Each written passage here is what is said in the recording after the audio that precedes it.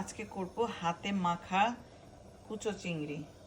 1 ঘন্টা এগুলা ক্লিন করছি। আসলে এত ছোট চিংড়ি তো খাওয়া হয় না, বাট এটা বাংলাদেশে থাকতে খেতাম, অনেক মজার, অনেক মজার ছিল। এটা অনেক মজা। এই ভাজি করে, স্পেশালি ভাজি করে এটা অনেক মজা। কুচো চিংড়ি, অনেকগুলা কাঁচামরিচ, তারপরে পেঁয়াজও অনেকগুলা, মোর দেন চিংড়ির থেকেও বেশি কাঁচা পেঁয়াজ আর ধনেপাতা, এখানে ধনিয়া, জিরা এবং হলুদের গুঁড়া। শুকনা মরিচের গুঁড়া হয়তো বা দিব অল্প, বিকজ অনেকগুলো কাঁচামরিচ দিছি, হয়তো বা বেশি ঝাল যদি হয়ে যায়।